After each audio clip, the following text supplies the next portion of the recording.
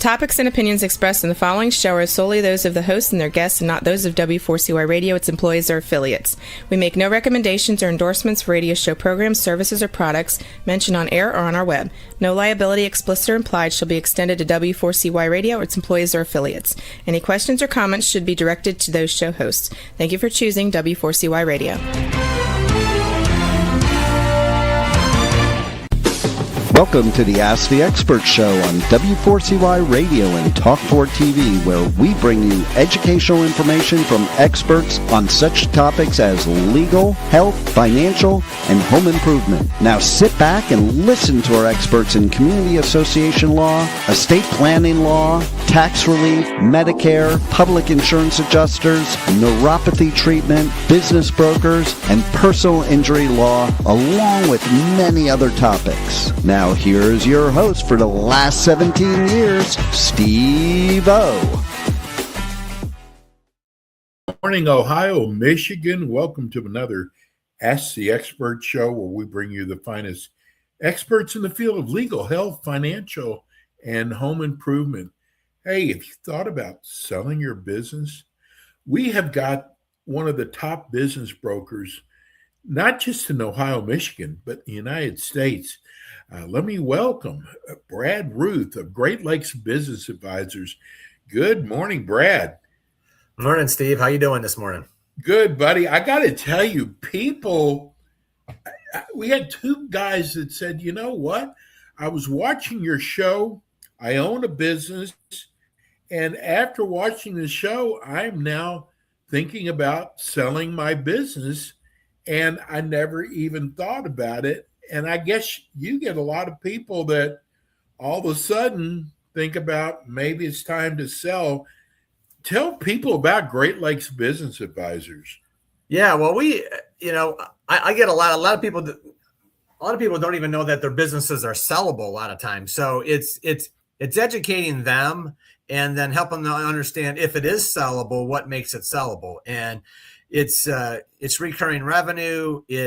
And it doesn't always have to be recurring as far as like insurance premium type stuff, but whether it's restaurants or whether it's plumbing or HVAC or electricians, it's the ongoing business that you can do, every day, every week, every month, because of the reputation and the amount of it's goodwill that you've built over the years. And so that's where a business value comes from, is the sales, the EBITDA, which is earnings before interest, taxes, depreciation, and amortization, and SDE, which is seller discretion earnings, what the business owner actually makes in that business. So those are how we look at a business, and then those are the key indicators of value, along with the industry they're in, and then we look at sales comps.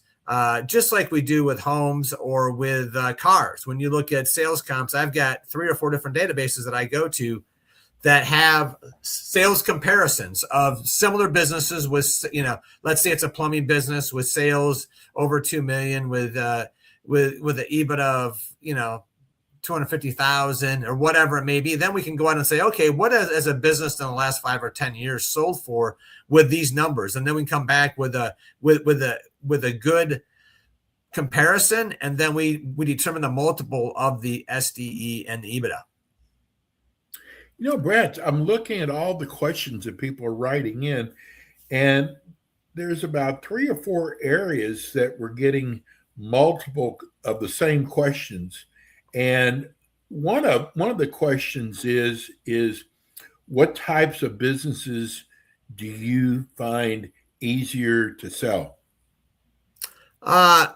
Easier to sell, I would say the trades companies, HVAC, plumbing, electrical,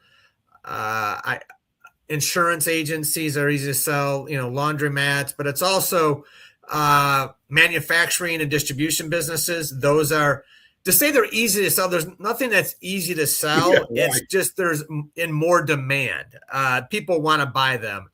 I sell restaurants, but they're not easy to sell because they're a challenging business to run. So they're not in demand, but they still sell. So it's just a matter of what the market will bear. But every business is sellable, and there's so many different ones out there. Like I sold a vitamin shop that didn't think it'd have a ton of value, and I sold for a really nice number on that. Convenience stores I've sold, so businesses are easier to sell if we plan for the sale and we prepare them for the sale, then the business is more sellable. But if you just call me and say, hey, I want to sell, and I look at the books and I go, well, we got some work to do. Well, I just want to sell right now. Well, that makes it hard to sell because it's not ready to sell. So what I try to do is help business owners is prepare their businesses to sell, but not necessarily even if they're not going to sell. Just we can teach them how to run them better when it's less owner centric, which makes it an easier business to own and an easier business to grow, which also makes it more sellable down the road, so that you don't have to prepare to sell. You're already run it with the end in mind. So I think that's it's about education. Another question from TikTok. If you think that you're going to sell your business within the next year or two, when is the time to reach out to you? I would reach out if you're thinking the next year or two. I would reach out immediately, really, as soon as you can, because let me look at it and I've been doing this for 10 years. I've got a ton of experience. I've looked at probably 1,000 businesses, and I can look at your business and go probably within a half an hour and give you some guidance of where I think we should go in order to get this business ready to sell. And so the sooner you know, the more you can plan for that exit, and you have the guide still to make those changes that we might have to make it a more sellable business. So the sooner we can talk about it, the sooner we can make the changes, and the sooner you can have it ready to sell. Even if you don't want to sell it, we might make it easier to run. You might go, well, maybe I want to hold on another year or 3 because it's better to run now because we fixed some things that have been my headaches. Is there a best time to sell a business? There's never really a best time. I would say summer's a little bit slower, but I would say a lot of times in the fall to winter, people around New Year are thinking about, maybe this job isn't for me, or maybe I'm looking to make a move career-wise because they're on vacation for 2 weeks or whatever. So they might, we get more activity around the holidays, but there's no good or bad time to sell. I haven't found. I mean, anytime I put a business, if it's a good business, the market, will tell me that, and we'll have leads on it. So, but might get more buyer inquiries around holidays, and maybe sometimes in the summer when people aren't working as much. Here's from TikTok. Since I found your show, I am now thinking about selling my cleaning business. If I sell my business, will I have to sign a non-compete? Because I might want to go back into the business and start over. Yes, typically you're going to have to sign between a 1 and 5. I would say between a 3 and 5 year non-compete agreement. So if you think you're going to go back into it, I wouldn't sell it. I would keep doing what you're doing, unless there's just a reason, or if you want to move to a different city. A non-compete's fine. It's usually within a 50 or 75 mile radius. If you're going to move to a different city, then it doesn't matter. But if you want to sell your business, then start another one up right away, or even a year or two, I would probably hold on to your business, because I think you would, you're going to be handcuffed for a while in that business after you sell it. This is from Martin in Cincinnati. Wants to know, what are your feelings on franchises? I'm thinking about buying a franchise, but I also have to think about future. What if I want to sell it down the road? Are franchises hard to resell? Franchises, I've owned franchises, I've sold franchises, and the challenge with franchises is they're going to get a percentage of your sales. And a lot of times you look at it and go, well, it's only 6% of my sales. Well, if your profit is 15% normally, and they take 6, now you're giving up 40% of your profit in that business. So they're teaching the way to do business, whether it's a cleaning business, whether it's a restaurant, and you end up end up paying an ongoing royalty for the life of that business. And then when you go to sell it, is it sellable? Yes. Is it any less sellable? Not necessarily, but sometimes you're better off buying an existing business, whether it's a restaurant or a cleaning business or whatever it may be, that they will teach you everything you would learn in a possible franchise without an ongoing royalty fee that you would pay, as you go along. Because there's going to be an upfront cost. You're going to buy all new equipment, and then you're get in business, and it's and then you're sometimes restricted to a territory. Well, hey, I bought it, I bought Summit County. Well, you can't go outside of Summit County. So if you want to grow the business, you have to buy it. You have to pay for another territory. So just think about those things as you're looking at a business. There is some restrictions to them. I'm not down on them. You just got to understand what you're getting into.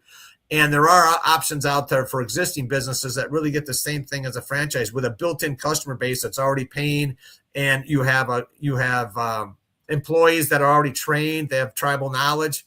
So those are things that advantages to buy an existing business as opposed to a franchise. You're starting from scratch, and I've done it, but it's a challenge.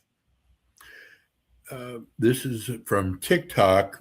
They want to know, I've heard that a lot of businesses never sell. What is the cause of that? About 70 to 80% of the businesses on Biz Buy Sell do not sell. And what causes that is I turn down 9 out of 10 businesses I look at, because either it's a hobby, I call it, which is a business that's not making money. It's like you're racing or something like that. It's a hobby. It doesn't necessarily make you money. Or the owner is hiding a lot of money, hiding cash, bartering, that sort of thing. It's just not very profitable. Or let's say an owner goes, I want to sell for 1.5 million. I had this where a business owner said, I won't sell for less than 2.5 million on a restaurant. And I said, well, the real number for me is about 1.4 to 1.5. And they go, well, I'm not going to sell. And I go, well, then no problem. Time for us to move on, and you'll find someone else. But it's because the owner believes it's worth more than it is. I knew what the market was. The owner ended up coming back to me, and we put it at 1.8 million, and we ended up selling at 1.5 million. So I know what I'm doing. I've been doing this for years. And when I tell you a number, I'm not saying that's the end all be all, but I'll give you a range, and the market will determine the price. And that's an example of a situation. It's usually because they're overpriced. So I try to go to market on a business that's priced correctly. So we have multiple offers, which will drive the price up to where we want it to be and where the market is. But we can't go in so high that we get no one to look at it. Because then if you have one buyer or no buyers, you've got nothing. So you want to have multiple people look at it. I just sold a plumbing company that we went to market at 2.1, which was a fair price. We sold it at 2.6 million. The market told us the price. So you have to understand that the market will determine the price, not one buyer or one seller. Brad, I'm going to tell people, because I went through this and we've shared this on the show before, tell people the downside of trying to sell your business yourself. Well, there's a few things. You don't know how to package it for a business buyer, first of all, and you have to have an objective view of your business and the value of it. Because a lot of people are so in love. They want to get paid for the blood, sweat, and tears of their business and all the time they put in. And I can't get you paid for that. I can only get you paid for what the cash flow tells you the business is worth and what a bank is going to lend at. And that's what it comes down to. Banks, SBA lending really dials in a price for us on what cash flow looks like. And every business I take to market, I do an SBA breakdown of, how we make it work. We get SBA, pre-qualified. So we really streamline the process. We know that the business is sellable when we just have to find the correct buyer. The other thing is you focus on trying to sell the business. You lose the confidentiality because your name is in there. People know you. Confidentiality is breached. Also, you're losing focus of running your business, which is then the business will start to tail off because you're not focused on the business. You're focused on trying to sell the business. And so my job is, and then you do a lot of tire kickers who waste your time, and you don't even know if they're tire kickers because you don't know, you haven't done this 100 times like I have. So I know the tire kickers. We get rid of the tire kickers. We only bring you qualified buyers that have signed NDAs, that have a personal financial statement, that have proof of funds, that have filled out my buyer questionnaire and are prepared to buy a business. Those are the only people I'm bringing you. I'm not bringing you these tire kickers that are wasting my time, over the last 3-4 months. All you want to see is results. That's all I want to show you is results. I don't want to waste your time with anything else, because my job is to vet that and just give you the quality people. And so those are factors. And then I'm the quarterback of the deal. So once it goes, a lot of deals fall apart between letter of intent and signing of a purchase agreement. And where I keep the deals together is we keep the bankers moving. We keep the attorneys moving. We have sometimes sellers get cold feet. Sometimes buyers get cold feet. The psychology of that and walking people through that and talking them off the ledge when they want to kill the deal or whatever they're going through, their wife tells them something else. There's a lot of psychological part of working through this. I should be a psychologist in business advising, the amount of work I've done and just advising people. Remember why you're selling. Here's the reason why. You're 75. You have possible health issues. Here's why we have to do it. So it's working through the psychology of the sale and helping people on that side. And I think trying to do it all yourself, there's a lot to it. And if you hire an expert, we're probably more than likely, we're going to get you 20 to 30 to 40% more than you would have gotten on your own, which will more than justify our fee. Manny on YouTube wants to know, with the way the economy is now, is it harder to sell a business or does it not matter? I've never had, from before I was in the business, the Great Recession was the one time I heard for several brokers that was the one time that the M&A space, mergers and acquisition space, really was depressed. Besides that, COVID, I sold 8 businesses in 2020. I mean, that didn't affect us. Nothing really affects business. Interest rates have an effect, but even when they're high, we've done deals and we've done them when they're low. I mean, if a business is a viable business, there's buyers out there that will want to purchase it. So there's not really, I haven't had a time where we've had that problem. This is from TikTok. Great show. Want to know, is it hard? Do you allow people to come in, like you said, kick the tires? Do you know who those people are before you send them in? Because I did try to sell my business. That was a huge problem. My other problem was my employees would find out because people were calling my store, and I actually lost some of my employees. Yeah. Well, that's when we talk about keeping it confidential, we don't want your employees, your customers, your vendors, your landlord. We don't want anyone to know that you're selling your business until we have a deal in place. And when the phone's ringing, and whether they're calling the business, you're calling your cell phone, you're getting emails, and maybe they're going into your business emails that your employees might be seeing. I mean, those are all factors. And I don't, and a lot of times we set up after they've signed the NDA. I've done an interview with the buyer to vet them, to say, hey, I think this could be a good fit. And then I will ask them, next steps would be a personal financial statement, proof of funds, and a buyer questionnaire. Once we get through that, then I'll typically set up a Zoom or a video interview with buyer and seller and me before we'll even go into the business. Because I want to see if there's a connection between buyer and seller. And then if there is, then the next step is if they want to go see the business, I can. Like, I sold a plumbing business when I did that. We had probably 15 buyer interviews, and we never had an in-person meeting until we were in the due diligence process. It's a plumbing company. What are you going to go see in an office? If it's a restaurant, you can go in and have dinner in there, whatever. If it's a manufacturing company, you want to go walk through the plant. I get it. But some businesses, it's not even necessary. The great part about this show is I hope people learn, first of all, because I did try at first to sell my business about 15 years ago, and it doesn't work. A business broker makes the biggest difference And it's funny, we just got someone who wrote, I never thought about selling my business until watching your show. And after listening to you, I would feel confident in you selling my business. Thank you so much. That's from our TikTok audience. Awesome. Brad, tell people how they can reach you. Well, they can go to my website at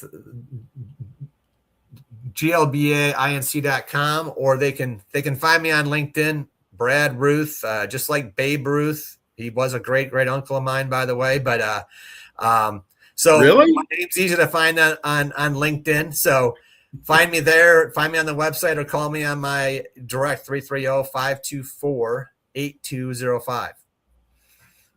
Okay, so I'm in Florida. You're in Ohio. Where's LeBron going? That's a great question. I've been hearing he's coming to Cleveland. From what that's been the rumor that he wants to come back. But I'd be shocked if he came back. We could use him because we have some issues up there that could be solved with LeBron coming here. But his skill set would be useful. Brad, I love doing your show. You'll be back again with us next month. Yep. Brad Ruth. Thanks so much, Brad. Thanks, Steve.